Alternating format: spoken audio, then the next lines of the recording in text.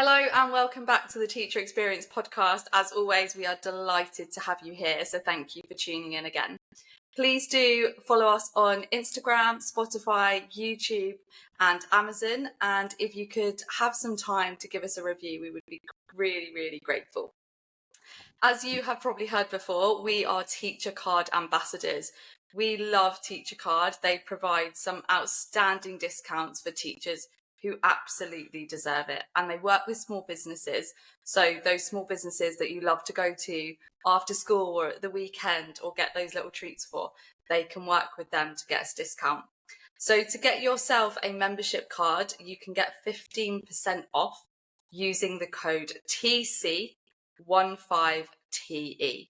So I'll say that again, it is Teacher Card, and to get 15% off, use the code TC15TE. Secondly, we work really closely with TidyThink UK, who have outstanding teacher planners. They have just put on pre-release some new daily planners, and they have some awesome notebooks as well. Now, to get yourself £5 off at TidyThink UK, please use the code TTE5. Welcome back to the Teacher Experience podcast, where we explore innovative educational practices and inspiring stories from the front line of teaching.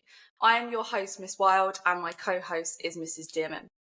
Today, we are thrilled to have Chris Cluitt from the Shinsei Academy, a groundbreaking alternative provision that combines martial arts with high-quality education for at-risk students. Chris brings over 13 years of experience in mainstream secondary education, focusing on supporting vulnerable students facing significant challenges. His passion for martial arts, and particularly Brazilian Jiu-Jitsu, enriches the Academy's unique approach to teaching and personal development. Chris and his team have created a nurturing environment that fosters discipline, resilience, and academic achievement, helping students who might otherwise be at risk of permanent exclusion. Join us as we dive into his inspiring journey, discuss the transformative power of martial arts in education, and learn how Shinsei Academy is making a difference in the lives of young people. So, without further ado, welcome, Chris. Thank you. That was quite an introduction. Thank you. and thank you. And before we get going, thank you for just bringing me on as well. I really appreciate it. I've listened to a lot of your shows and actually have helped me, especially ones around the burnout set episodes and the mindfulness episodes. So I really appreciate that being asked to come on and talk today. Oh, thank you so much. We are so grateful to have you here. So as you very well know from listening to all of our podcasts, we do a what went well and even better if to start us off. So what is your what went well from this week? So we're coming up to the end of our first half term, and it's been a bit of a whirlwind. So we have reached out to all the parents and reached out to all the schools that we're working with for some pupil voice, parent voice, and some school voice. And it's been overwhelming, really. The response from parents and the response from schools. So that was. Well, I'm sure it'll come up out of.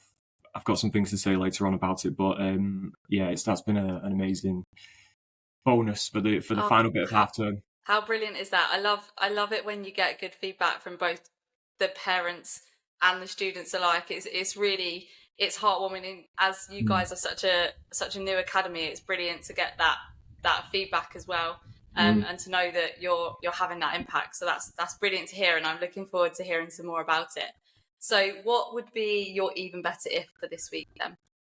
So this is a perennial habit of double booking meetings. I've had this problem ever since I was assistant head, and because we're sort of overwhelmed with the amount of people that are reaching out to us, and the amount of councils and schools that are reaching out, I've had to send some very apologetic double booking emails over the past couple of days. So that's not bad. I suppose that's a blessing and a curse, I suppose. But I should get more. I think we've all been there.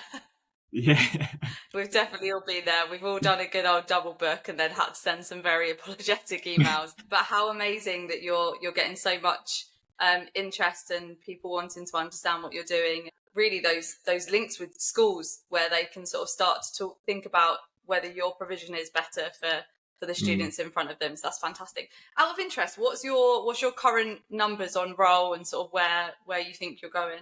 So the capacity is 10, so it's a very, very small provision, and we're currently up to 6. Amazing. Well, what a brilliant start if capacity is 10. That's fantastic.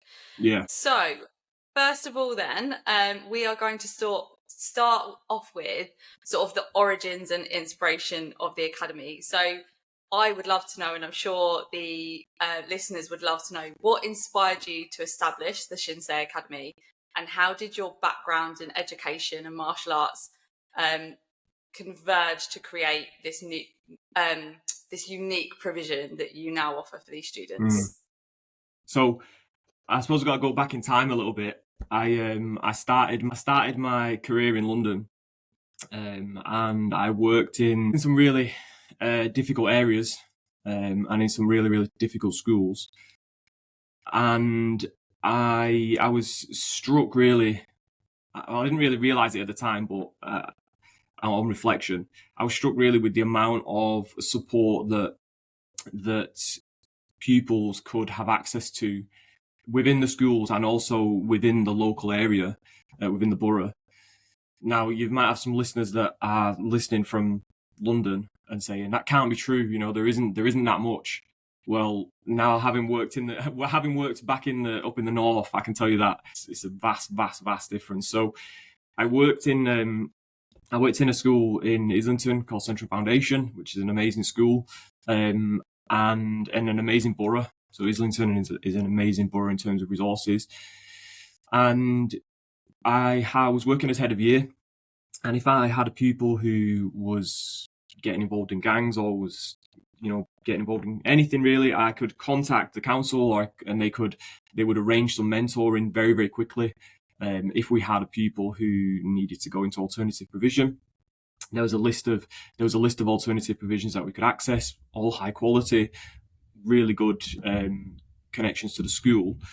And then I moved back to Manchester, and the landscape was just, it was unbelievable. And that's not hyperbole. I couldn't actually believe the difference between, we could start a whole other debate about the north and south. Yeah, I was about to say, I've just moved up north, and I've only been here a few months, and the difference is stark. Yeah. So maybe that's a future debate. That's for part 2, right? So yeah. So when I came up, again, I worked in an incredible school, and the head teacher, who I'll give a shout out to, Natalie Gilligan, is doing amazing work in some very difficult circumstances. And and when I say it's difficult circumstances, I'm talking about having access to resources outside of the school. And what I found was that when we were working with pupils that were at risk of permanent exclusion, or when we were working with pupils who we just couldn't meet their needs, we were reaching out into the community, and there was just nothing.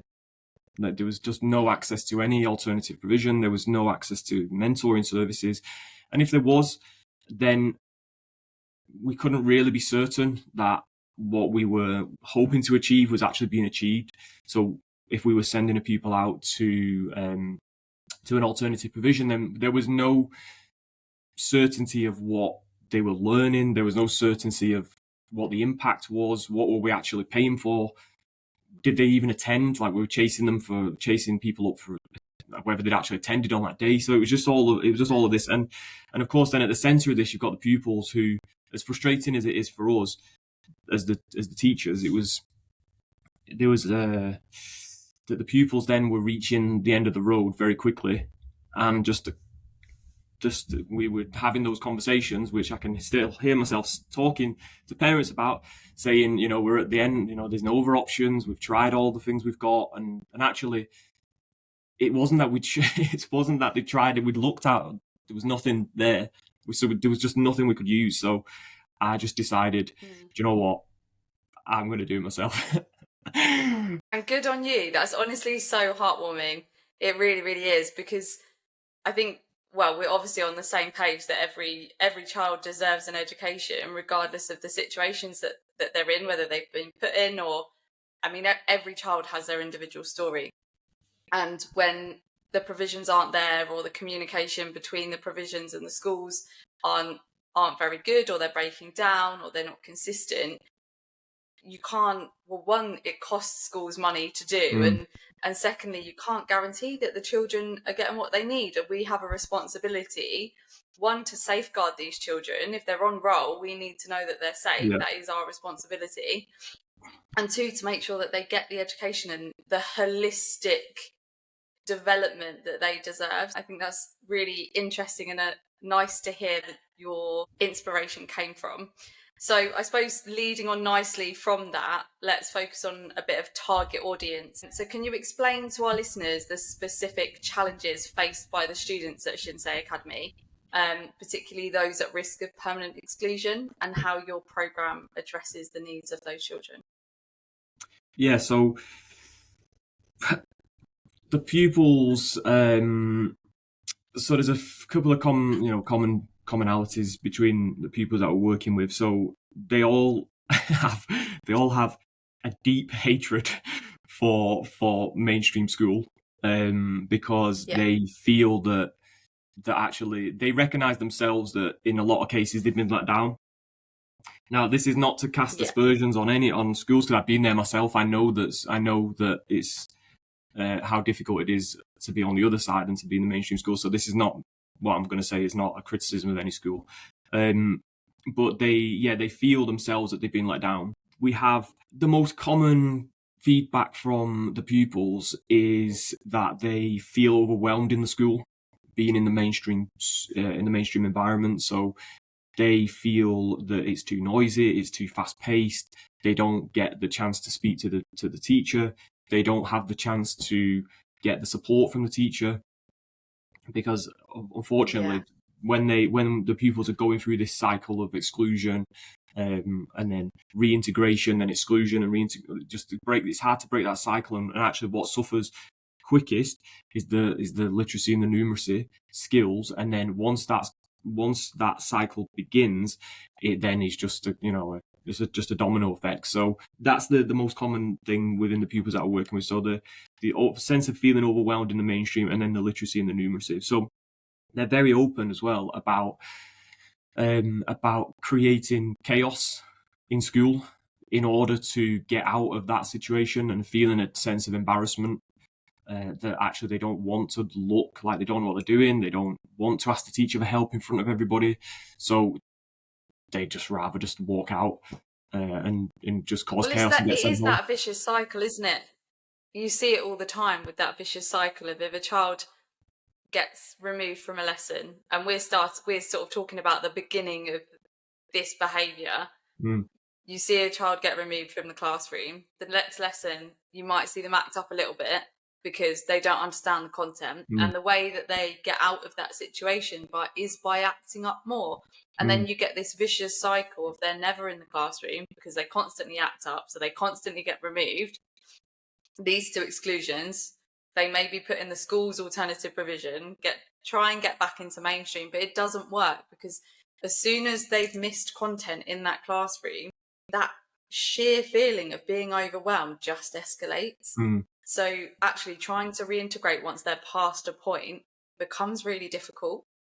Yeah, I 100%. And that is, and actually one of the other things that we found is that the parents that we're working with are just so incredibly supportive of anything that's positive for for their children, because they have just had that cycle themselves. They've also been stuck in that cycle where they have a negative perception of the school, because all they get from the school is just negative reports. And I suppose how we counter that is that, well, we're a very small setting, so we get the immediate support. So myself or Susan, who's my colleague, when we're teaching, we can offer that immediate support right there. They've made a mistake or they don't understand it.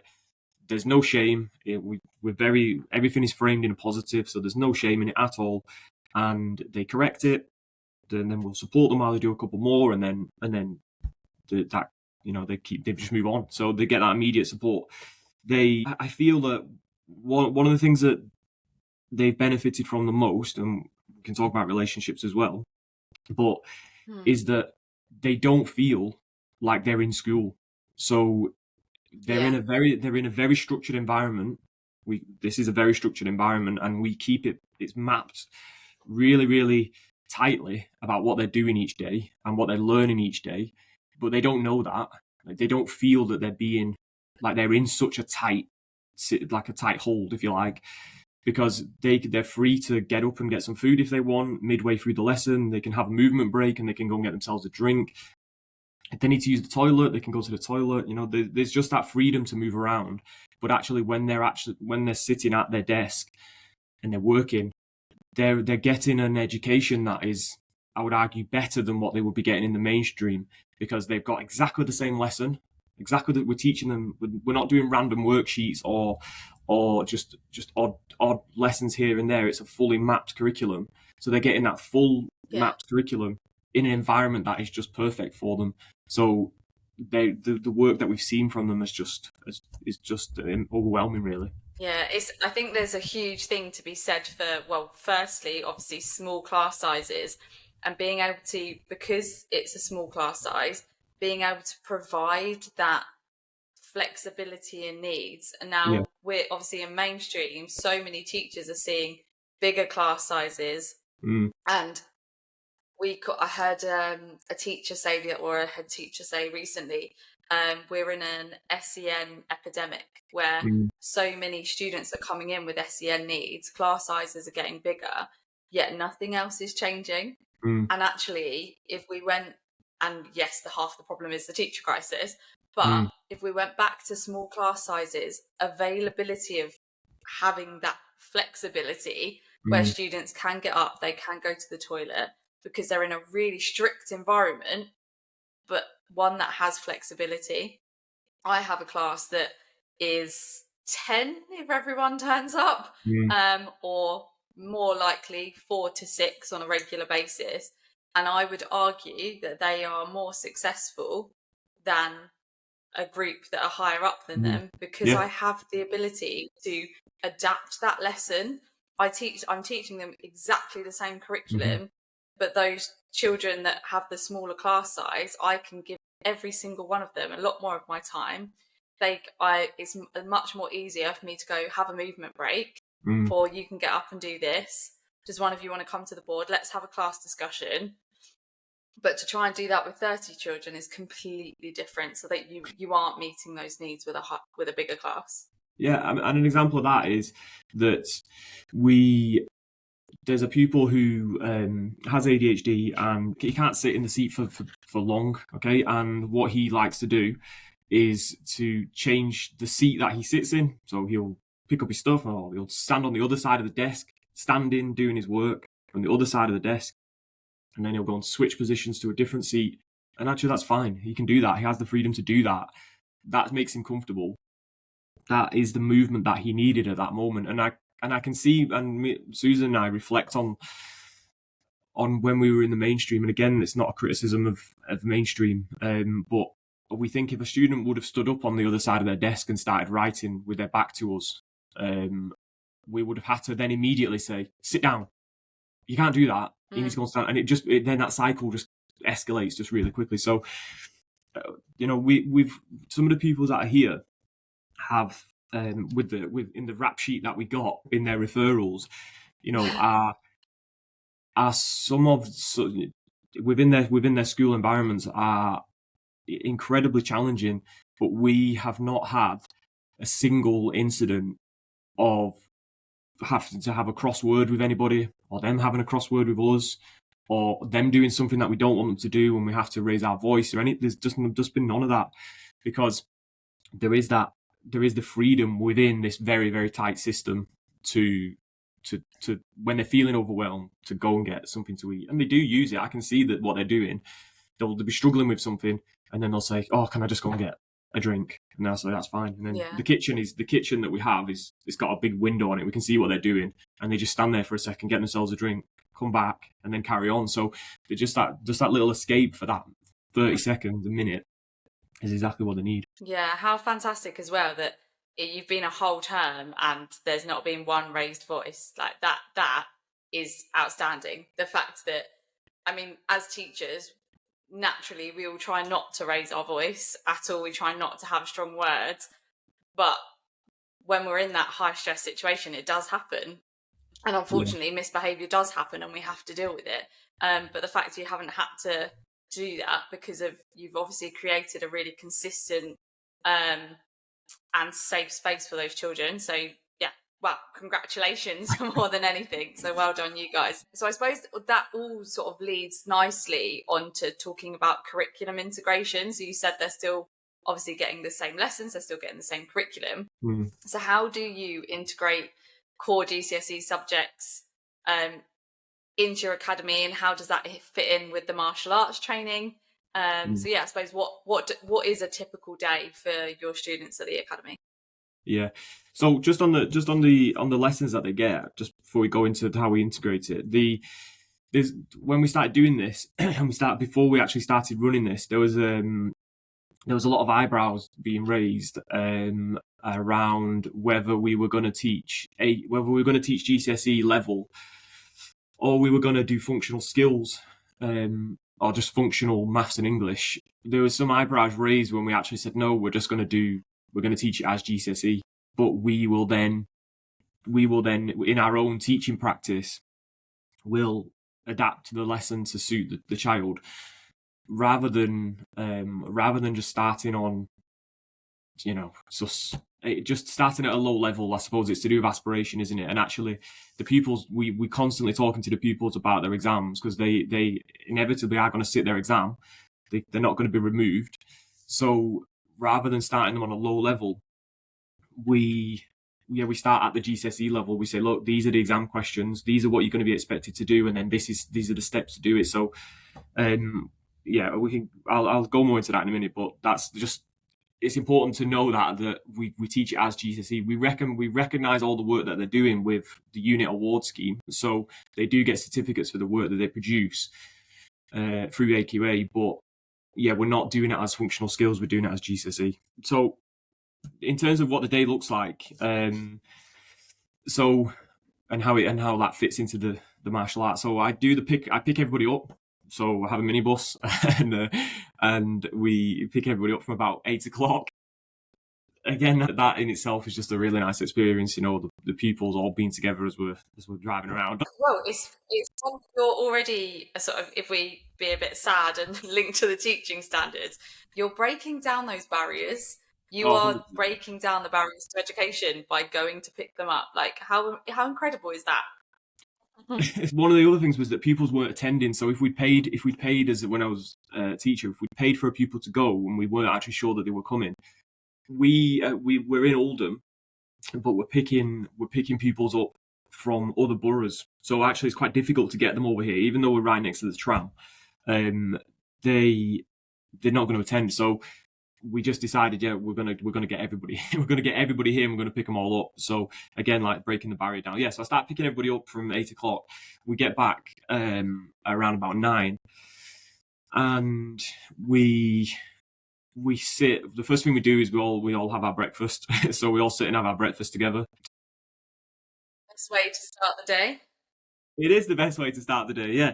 So we have different options for them to eat. So we'll sit down, and there's porridge, and there's some croissants, and there's some fruit, and there's tea and coffee and things like that. And we all sit together. So there's myself and Susan, and then we have 2 other coaches as well, Emma and Georgia, who, as well as us giving them academic skills, and as well as we're also working on social skills. So we don't have any phones here either. That's another thing I should have said. So when we get here, there's no phones. So they all have a locker, and everything goes into the lockers. So there's no phones throughout the day. So we just, whenever there's a free moment, they're sitting and they're talking, they're chatting to each other, and they're chatting to the staff, and just build on those social skills. So once we've had breakfast, then we we start the martial arts element of the day. So the first part of the day is the technique. So depending on what day it is, depends on what martial arts they're doing. So today was wrestling. So they learn the technique, a certain technique. Again, the martial arts aspect of the provision is all mapped as well. So it's not just random techniques that they're learning. It's different themes that run through each half term. So that takes about, we do that for about an hour. So they'll learn the techniques and they'll learn the different sequences of the techniques, and then we put them into live drills, where they're with the coaches and with each other, and we bring in, like, recall other techniques from other days. Just bring in, you can't turn off the teacher brain because you're still trying to bring in like prior knowledge, right? and so we're still trying to bring in other techniques and trying to work those in. So we did that first before we go into the lesson, because all of the research tells us that exercise before learning is the way to do it. So in terms of the reduction of cortisol and the increase in endorphins and the increase of blood to the brain before you start, increase of oxygen to the brain before you start learning. So we really, in that session, it's about learning the techniques, but it's also just about getting the blood pumping as well, and just getting the pupils moving. Don't quote me on the theory here, but I believe that the best type of exercise to do is exercise that involves coordination and problem solving. So we do present problems to the pupils. So we will put them into a certain position, or we'll present them with a certain sequence, and then we say, right, well, how are you going to solve this sequence with your knowledge? Yeah, so just start getting the blood pumping, and then we have a break after that. So the people, we have a social space up here where I'm sitting that's got a PlayStation and a library. So the pupils do come up and play the PlayStation. Again, this is very strange, but there's no speakers. I don't put any speakers on the telly or the PlayStation. So when they're playing on the games, it's silent. And again, that is just to do with that sort of sensory overload that actually we don't want all that noise and all that. They're sitting there playing on Call of Duty for 10 minutes. We don't need all that noise.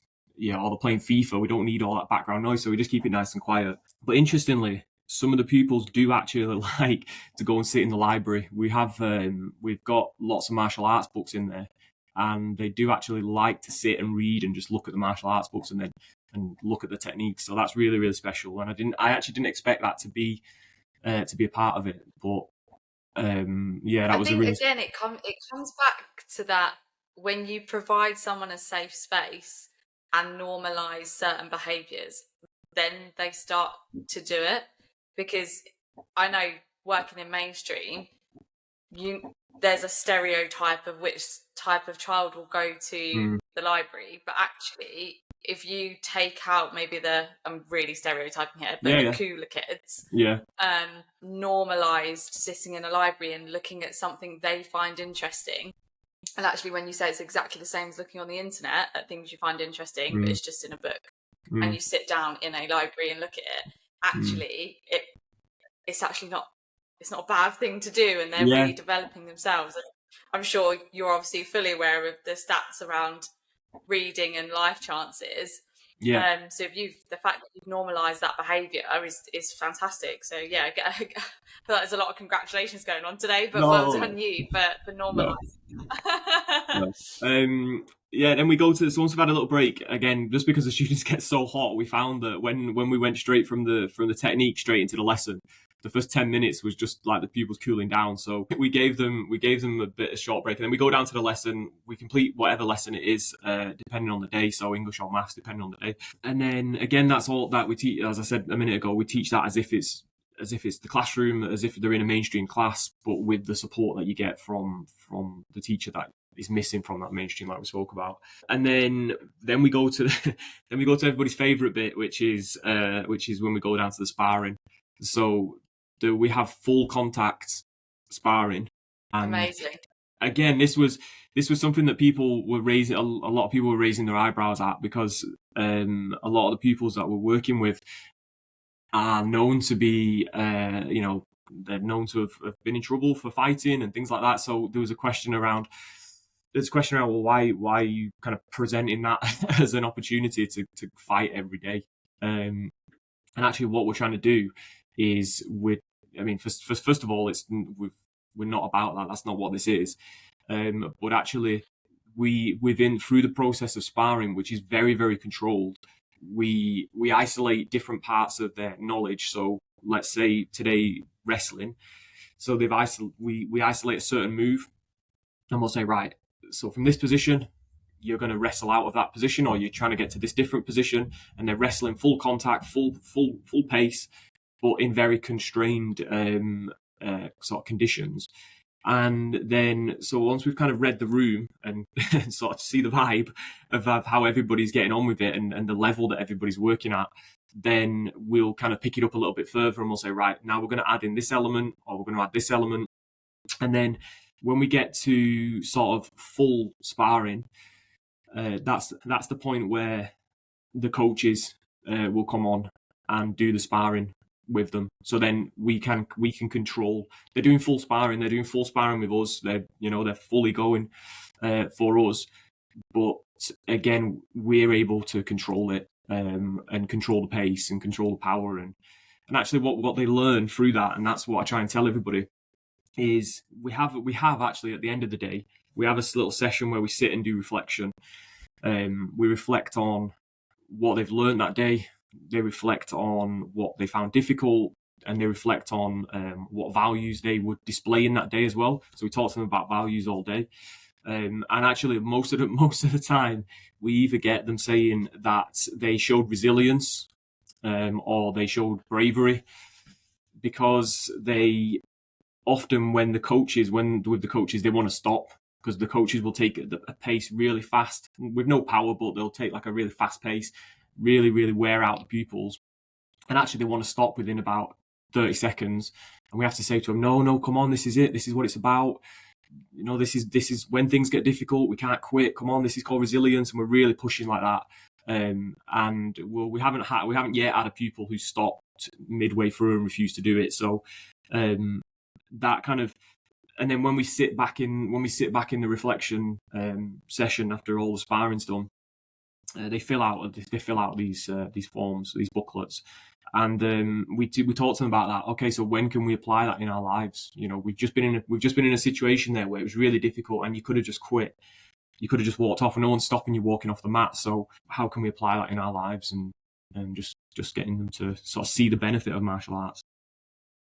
I think you've touched on such an important point there. I know as a child I did martial arts, and the huge amount of extra skills you learn when doing any sport. So for me personally, I've always been into sport. You might have listened to our episode that was all about extracurricular activities and children being involved in sport, and the huge benefits that it has outside of that sport. So the social, emotional development it gives you, and all of the extra skills they learn from doing a sport is drastic. So actually, yes, people can get nervous about the fact it's martial arts and sometimes these children have been in trouble for fighting. Actually, when they're in a controlled environment and they learn the underlying values, like you said, of the sport and how it relates to everyday life, the development that they have outside of the sport is huge. And I know from personal experience, if it wasn't for all of my involvement in sport as a child and still as an adult, I wouldn't hold nearly as many values and levels of respect for people had I not done those sports and understood resilience and understood respect and understood being balanced and all of the above. So I think agreed. the fact that you sort of fought against that is brilliant. Yeah, I mean, look, we had a lot of, to begin with when we started, we had a lot of frustration that actually the perception of the pupils was that they could do it. They had an image of themselves that they could come into the gym and they could just start throwing punches and they'd be able to just ace it straight away. And actually, what we found to begin with was that the pupils were getting very, very frustrated when they weren't getting it. And actually, that again was like an important moment where we're teaching them that, look, this is going to take time, and we don't just bail on things when it gets difficult. You know, that's how things might have been before, that actually something's been difficult and you've just bailed on it. But now you're in this, you're not going anywhere, so you might as well stick with it. Yeah. And actually, we had a lot of, oh, it's too hard, oh, I can't do it, and then it's gone to, oh, well, I'll try it. Okay, that's fine. And then that's all we want. So we kind of push that language with them as well, that we don't say, I can't do it, or it's too hard. We just say, I'll try it. And then 9 times out of 10, the pupils get it straight off anyway. So it's just amazing. Okay, so that was fantastic, all of that insight on the impacts of actually talking about the students doing martial arts and the benefits it gives them, especially on their personal development. So can we sort of go back to engagement strategies? So what effective teaching strategies have you found particularly successful in engaging the hardest to reach students, and not just in the classroom, but also in the martial arts sector as well?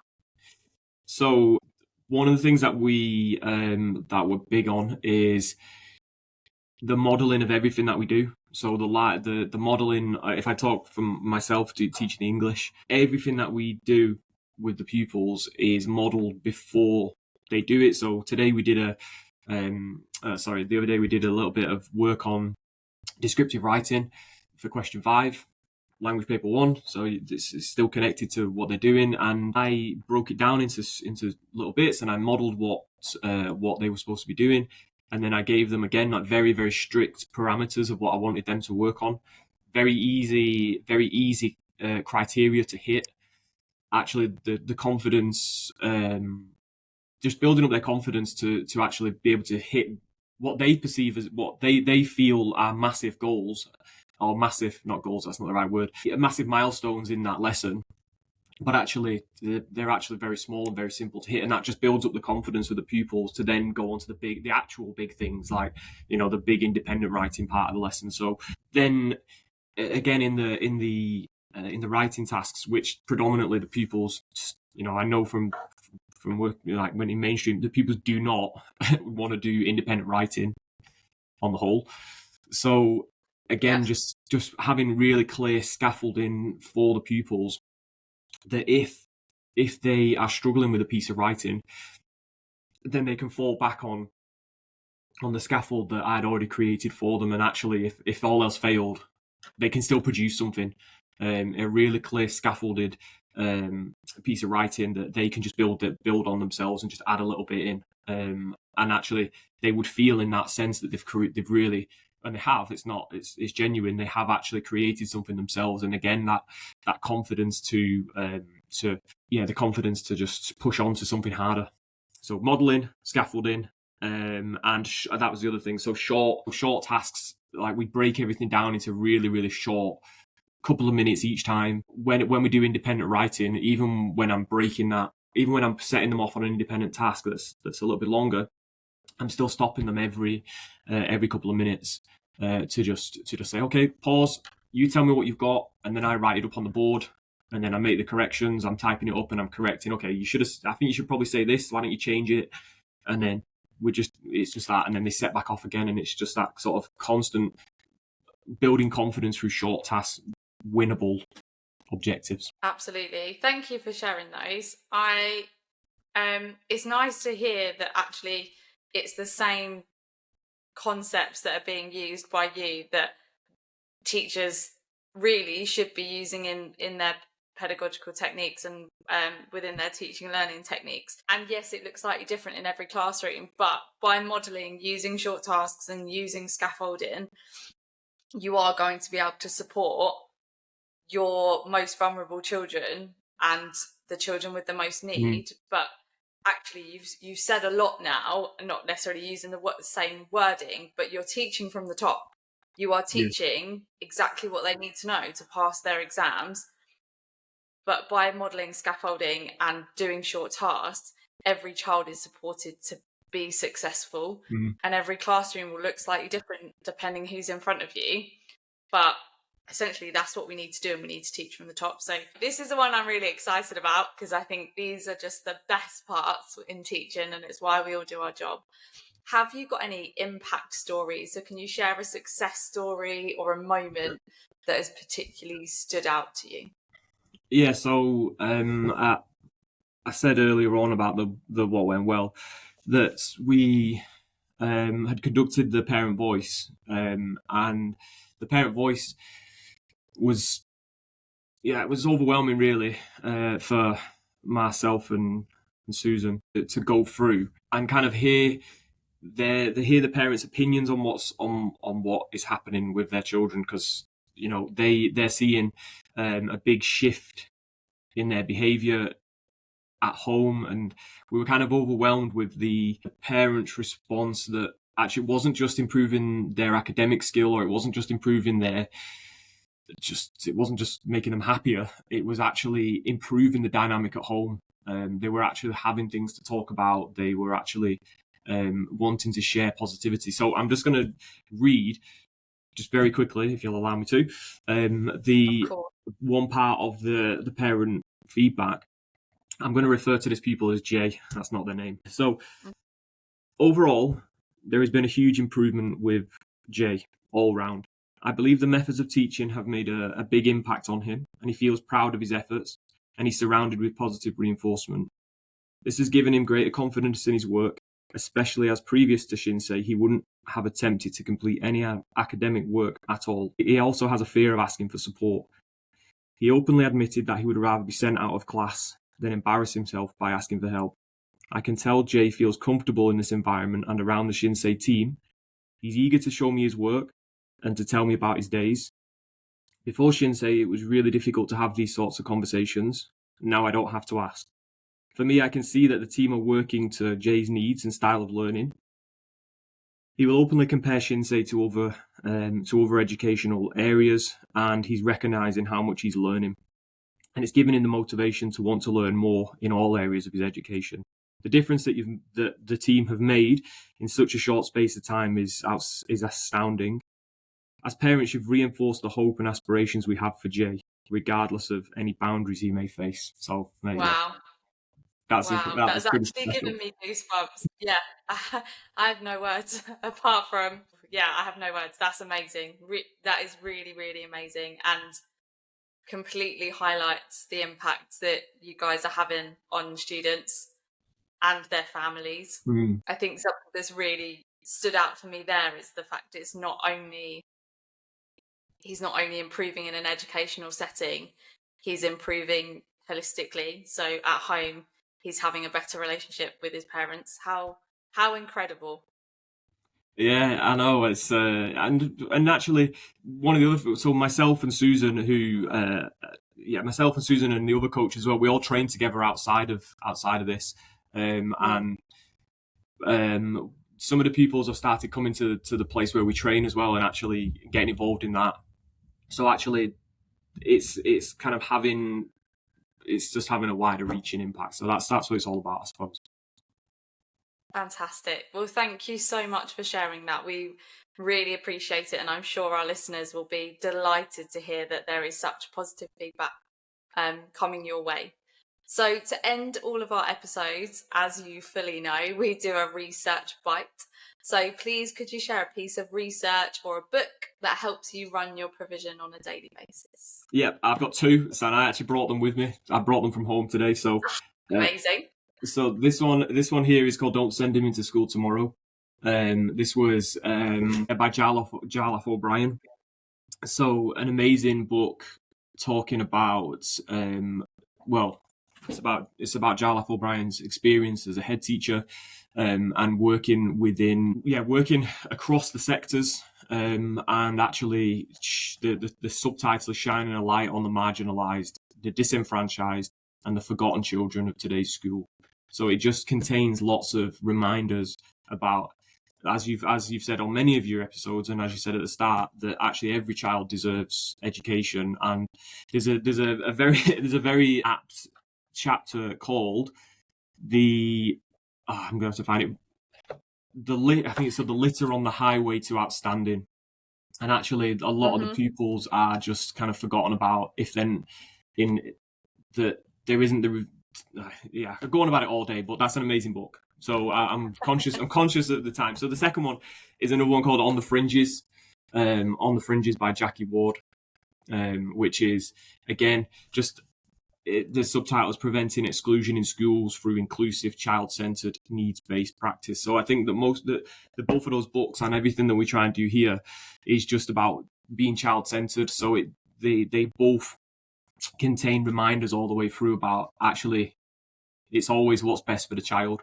So actually what's best for us and what's best for results and what's best for whatever is not what's best for the child. So I think that sometimes gets forgotten about, and I was guilty of that myself when I was working in mainstream. So actually what opening this provision has done is just highlight completely that the child has to be at the center of everything that we do, and their needs and the family's needs are the most important thing. Absolutely. Your love, your passion for Shinsei and supporting children has completely shone through in this episode. So a huge thank you from us for coming on.